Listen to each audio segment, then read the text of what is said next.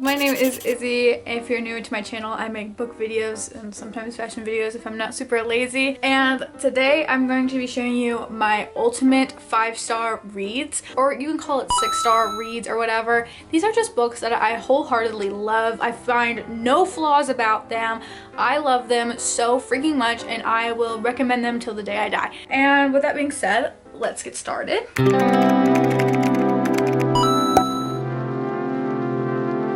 I will kind of start off with the one that it's been a while, it's been a little bit since I've read it, and that is The First Phone Call from Heaven by Mitch Albom. Now, hear me out. I am not super religious, but I read this in my 9th grade, and my English teacher was also a preacher, so he had a lot of Christian fiction books. I just picked it up and then I got hooked. It was just such an amazing read. So what The First Phone Call from Heaven is about this town called Coldwater, and 7 people have been receiving phone calls from people that have passed on. So these could be people that are like brothers or like siblings, mothers, fathers, best friends, lovers, maybe even teachers that these people have known. They're getting phone calls from them, from these dead relatives, from heaven. Even if you're not into like Christian fiction or anything, like I said, I'm not super religious by any means. This book was written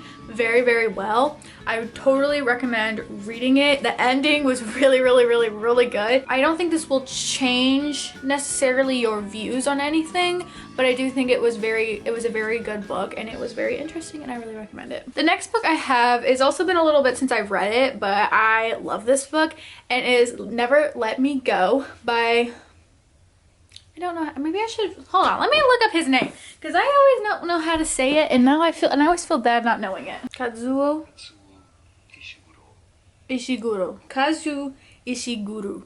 That's how you say it, finally. And this is about a girl named Kathy who is a nurse, and she is kind of taking care of these people that are called donors. And that's at the beginning of this novel, and then it really just is a flashback of her whole life up until that point where she becomes a nurse for these donors. This is such an interesting book and a great concept. I will admit this can be kind of confusing at times, where you're like, what the frick is going on? Like, huh? Like, what is this? What is this? I cried. This book made me cry. It's very, very good. I definitely need to reread this book. It's like a literary fiction, but it also is a little sci-fi-y, so if you read it, you'll find out. Oh my god, I love this book so much. Obviously, I'm going to be talking about The Song of Achilles by Madeline Miller. I think a lot of people have read this because of Tik Tok and all that fun stuff. This genuinely is one of my ultimate reads, because the writing and the storytelling is just so pristine and just so, it feels like you're kind of watching a movie, and that makes sense. Like, it's very cinematic-ish. The story of Achilles and Patroclus is just my whole heart. I absolutely love Greek mythology. It's like my nerd thing. I feel like you always have that one thing in like school or in like history or whatever. Like, I'm not a big history gal, but you could tell me anything about Greek mythology and I will eat it up. I always feel like people have like that certain thing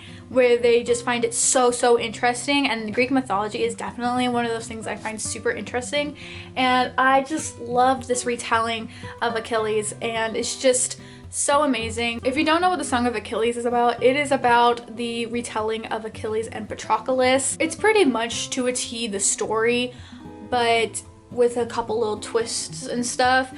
And the ending to this freaking book, oh my god, I have never sobbed so much in a book. Like, there are tear stains in my book. It is just so heartbreaking at the end. I think I got so attached to these characters because I was so enthralled in the world. Like, I just loved every second of this, and so I just completely sobbed at the end, and it was just such an amazing book. I really recommend this. I also really recommend Circe by Madeline Miller. This one I enjoy a little bit more. Another book I don't have with me and I don't own is East of Eden by John Steinbeck. The best classic literature book I have ever read. It is so amazing. So East of Eden is a retelling of Adam and Eve and Cain and Abel. I've never felt so many emotions while reading a book. I'm being so dead serious. I have never felt so much anger and so like sad, and I've never felt so happy for certain characters. Like I just felt so like it was just so crazy. Not even like the story is necessarily super crazy. It's just the feelings and the emotions that the author brings out is insane. Like I had never felt like that in any book, especially a classic. Like most of the time classics are boring as hell. Reading Charles Dickens, I'm like, get me out of here. I don't want to be in the Tale of Two Cities right now. Like I'm done. How does a classic author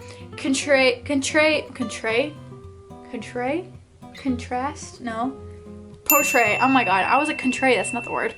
Like how does a classic author portray all of this in a book and bring out so many emotions? It's insane. It's so great. If you have read this, please like in the comments, can we discuss this? Because it's literally, I could write a whole thesis about this. It is insane. I love it so much. It is a thick book. It's like 600, maybe 700 pages, I think. But it's definitely worth reading and it's worth your time if you want to try classics. I really enjoyed this. Next book I have is The 7 Husbands of Evelyn Hugo. Like I said, I read it before it got popular. No, I'm just kidding. So this story is about a girl named Monica who is a writer, and she has an interview with this huge celebrity named Evelyn Hugo. And Evelyn Hugo is really known for, like, she's an actress, but she's also really known for having 7 husbands. And she's never given an interview before to any journalist, any newspaper, columnist, anything. So Evelyn is in her older age, and she is not about to pass away, but she's in her older age. And so finally she's like, I'm gonna give you an interview, but I'm gonna be telling you the story of my life. This story is really about Evelyn and her history and her building her career up and her love life, and it's just so fascinating. It's so good. This was my introduction to Taylor Jenkins Reid, and I love this book. It is just so amazing, so good. I want to reread it actually. I haven't read it in a while. Now that's all of my like standalone books. I'm going to be going into like 2 series real fast because I have been obsessed with these series for so long. So the first series I'm going to be talking about is Shatter Me. I love Shatter Me. I only have 2 of the books in the series, and these are like the last 2 books in the series. If you don't know what Shatter Me is about this girl named Juliet, and she has a lethal touch. So if she touches somebody or somebody touches her, they can die.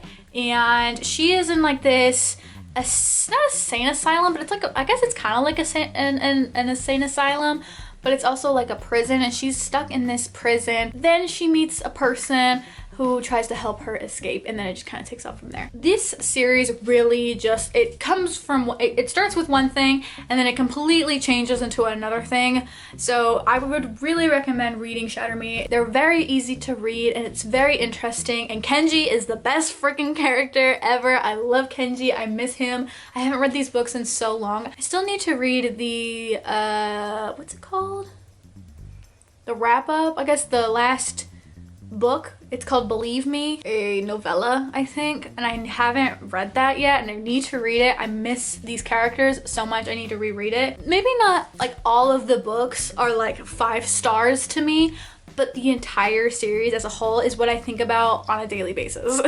Last series I'm going to be talking about is a very recent obsession, I guess, and that is the Defy the Night series. I read Defy the Night and Defend the Dawn very recently, and I'm obsessed. If you've seen my wrap-up videos, I talk a lot about how much I adore these books, and I have just been eating it up. I've been eating this whole series up. So Defy the Night is about this girl named Tessa, and there is this like sickness that plagues her whole kingdom, and the only thing that can stop the sickness are these things called moonflower petals, and these moonflower petals are really hard to come by in the poorer district. So she steals from the upper class to give to the lower class so they can have medicine, and it's kind of like a Robin Hood retelling in some sense.